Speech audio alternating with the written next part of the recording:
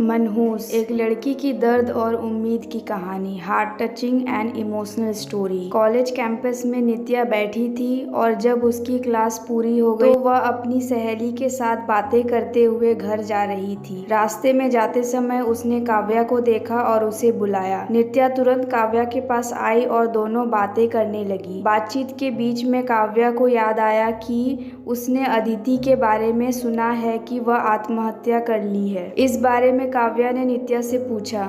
अदिति, काव्या और नित्या तीनों ही बचपन के दोस्त थे। नित्या और अदिति दोनों एक दूसरे के पड़ोसी थे। हालांकि अदिति की 3 बार शादी हो चुकी थी, लेकिन उसने आत्महत्या क्यों की, यह सवाल काव्या के मन में था।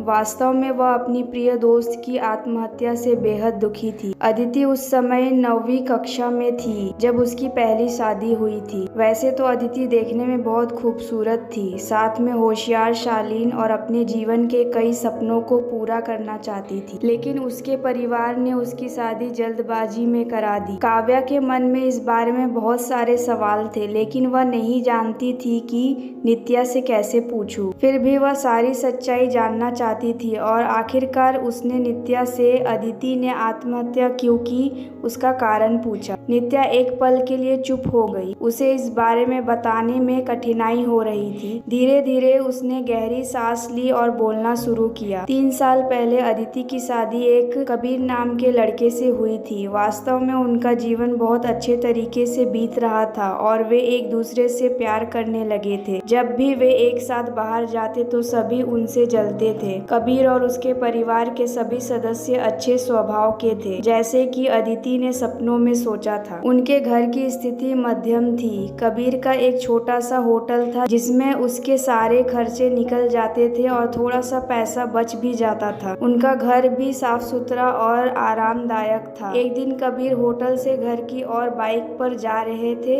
एक बड़ी कार से उनका एक्सीडेंट हो गया। उसको काफी चोटें आई और इसके बाद उसे अस्पताल ले जाया गया, लेकिन सिर पर गंभीर चोट के कारण इलाज के दौरान ही उसकी मौत हो गई। इस खबर से अदिति को बहुत दुख हुआ, लेकिन ऐसा उनके ससुराल वालों को लगता था कि कबीर के एक्सीडेंट की वजह अदिति है। उनमें से किसी ने भी अदिति को समझने की कोशिश नहीं की। कबीर के जाने के बाद कुछ दिनों के अंदर ही अदिति को उसके ससुराल वालों ने घर से निकाल दिया। उसे अपने मायके जाना पड़ा और वह कुछ दिनों तक वहीं रही। लेकिन जब आसपास के लोगों के बीच अदिति के चर्चा होने लगे तो उसके माता पिता फिर से उसके लिए रिश्ता ढूंढना शुरू कर दिए। जब वह घर से बाहर निकलती थी तो लोग हमेशा उसे ताना देते थे, जिससे सभी घर वाले परेशान हो गए थे। इस परेशानी से बचने के लिए उन्होंने जल्दी जल्दी में अमित से अदिति की शादी करा दी। अमित बहुत ही बुरा आदमी था। वह दारू पीता था और कुछ काम धंधा नहीं करता था। वह बस चोरी और मारपीट करता था। उसके रोज का यही काम था। इन सब से अदिति को बहुत दुख होता था, लेकिन वह कुछ कर नहीं सकती थी। एक दिन जब वह देर से घर लौटा तो उसने घर में जल्दी जल्दी कुछ खोजने लगा। अदिति ने उससे पूछने की बहुत कोशिश की, पर वह कुछ नहीं बोला। उसे जो चाहिए था उसे नहीं मिला और इस वजह से वह बाहर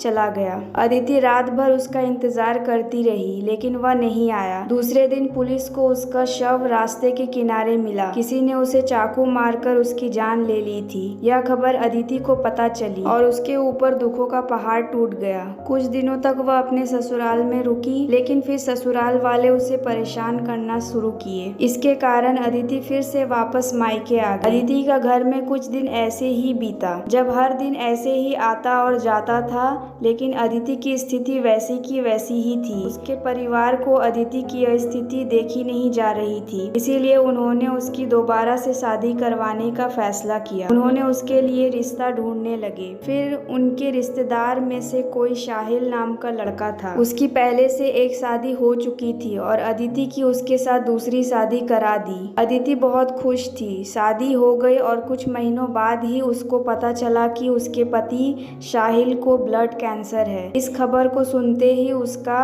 हंसता हुआ चेहरा फिर से दुखी हो गया, लेकिन उसने हिम्मत नहीं हारी और इस समस्या का सामना किया। वह 6 महीने तक अपने पति की सेवा करती रही, लेकिन आखिरकार 6 महीने बाद उसके पति का निधन हो गया। इस दुख से वह बहुत परेशान हुई। कुछ दिन ऐसे ही बीते, लेकिन फिर ससुराल वालों ने उसकी जिम्मेदारी लेने से इनकार कर दिया। उसको उसके ससुराल वालों ने घर से निकाल दिया। इसके बाद वह फिर मायके चली गई, लेकिन उसके माता पिता और भाई भाभी ने भी उसे घर आने नहीं दिया। उसके लिए सारे रास्ते बंद हो गए थे। उसको उम्मीद की कोई किरण नहीं दिख रही थी। आखिरकार उसने खुद को खत्म करने का फैसला किया। उसने अपने जीवन को खत्म कर दिया। अदिति की कहानी सुनकर काव्या की आंखें आंसुओं से भर गई। पूरे दिन काव्या अदिति के बारे में सोचती रही। क्या इन 3 घटनाओं में बेचारी अदिति का कोई दोष था? क्या उसके माता पिता को सिर्फ उसकी शादी करके उसे हर बार किसी और के घर भेजना सही था?